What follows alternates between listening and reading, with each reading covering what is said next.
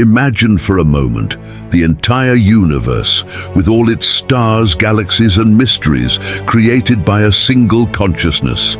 And yet, this consciousness is described in three distinct persons: the Father, the Son, and the Holy Spirit. How can it be? It is a paradox that spans centuries, challenges the wise, and causes even the most respected scholars to tremble. The Trinity, one God, three persons, an indivisible essence, and yet plural. Many have tried to explain it, and many have failed, falling into confusions that distorted this mysterious truth into lifeless caricatures. But today, we will go beyond simplifications. Today, we will face the veil of mystery head-on and, with courage and reverence, seek to understand what the Bible truly reveals. Get ready. We will cross ancient narratives, dive into forgotten writings, and find glimpses of a divine reality that transcends human logic, and yet still calls each of us to know it personally. Are you ready to look at the eternals and see three faces shining as one? Then come. The mystery of the Trinity awaits you. Since the beginning, the idea of God has always ignited the human imagination. In the Old Testament, we find a God who speaks, acts, feels, and who, in some mysterious moments, seems to speak to himself. Genesis 1:26 echoes with a voice that is not singular, but plural.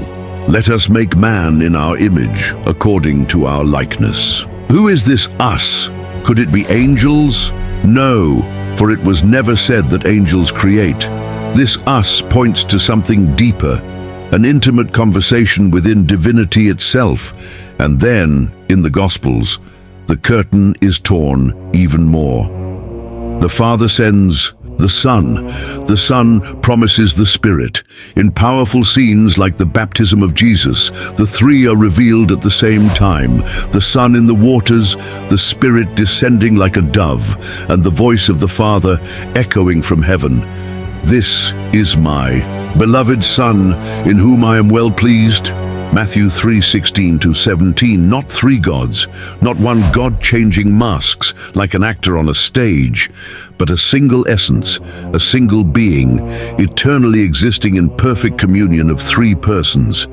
And this is not just distant theology. It is a revelation about the very heart of God. God is love, says 1 John 4:8, but love requires relationship. Thus, even before creation, there was love, because the Father loved the Son, and the Spirit was the living bond of that union. The Trinity is not just an enigma for scholars, it is the portrait of the very being of God. A being who is eternally communion, unity, and movement.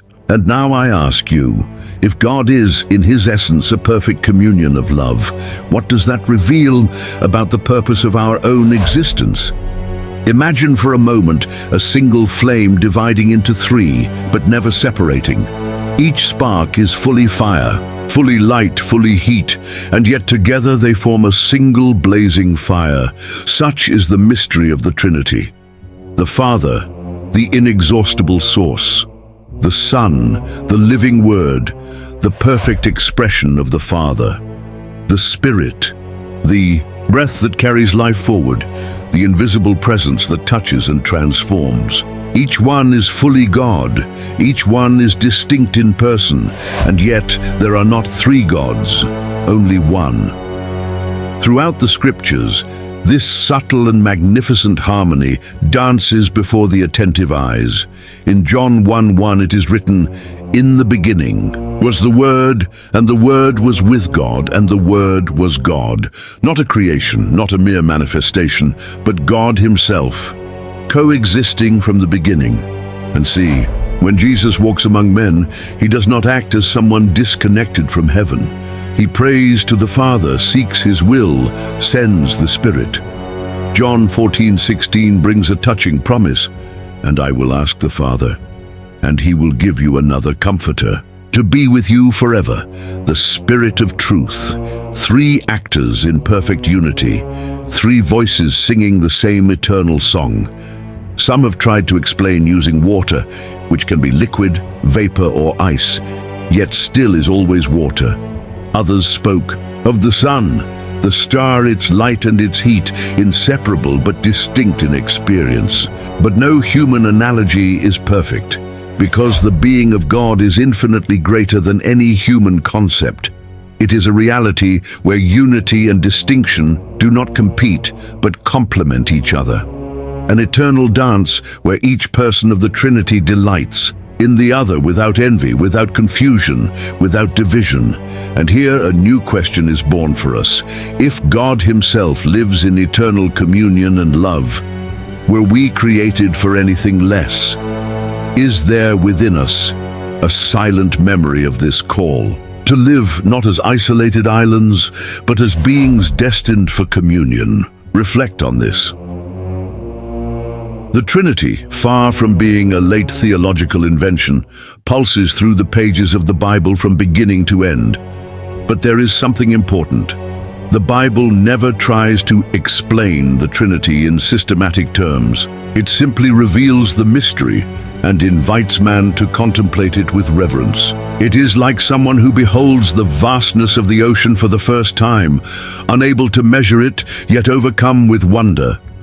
In Deuteronomy 6:4, God declares, "Hear, O Israel, the Lord our God, the Lord is one." One God, without division.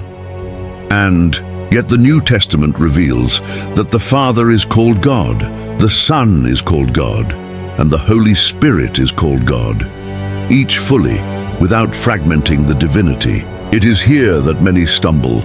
We are not dealing with three separate beings, like three men sitting at a table.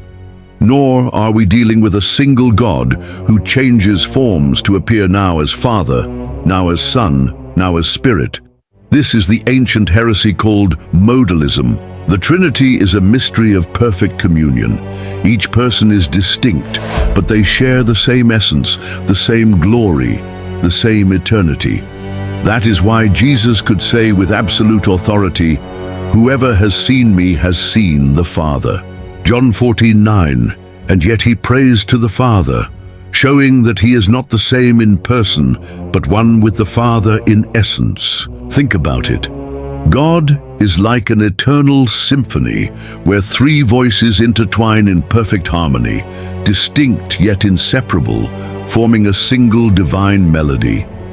Perhaps the Trinity is not something to be solved like a math problem, but something to be worshipped as a glorious mystery. And you, when faced with such a grand mystery, does your soul close up seeking explanations? Or does it open in reverence, allowing itself to be filled with wonder? In the end, the Trinity is not just a concept to be studied. It is an invitation to enter the eternal embrace of the Father, the Son, and the Spirit. A calling to experience the love that has always existed, even before time began. God is not solitude. God is communion. And we, created in His image, carry within us the thirst to belong, to love, to live in true unity. When we understand, even if only in part, that the Father, the Son, and the Holy Spirit are not pieces of God, but are the very God, whole, in each person, together in essence we begin to see the entire story of redemption with new eyes. Creation, the cross, the resurrection, Pentecost. All are acts of love from the Trinity in motion. Perhaps that is why Jesus, before departing, left us a Trinitarian mission. Therefore, go and make disciples of all nations, baptizing them in the name of the Father, and of the Son, and of the Holy Spirit. Matthew 28:19. One name, three persons, and God. Now it is up to you to reflect. Have you been living isolated, as if life were only about yourself? Or are you hearing the sacred call to enter into divine communion, to love, to give yourself, to live in deep unity with God and with others? The mystery of the Trinity was not given to confuse us. It was revealed to transform us, and perhaps it is time for you to say yes to this mystery. because in the heart of God, three shine as one, and one calls us to shine with them.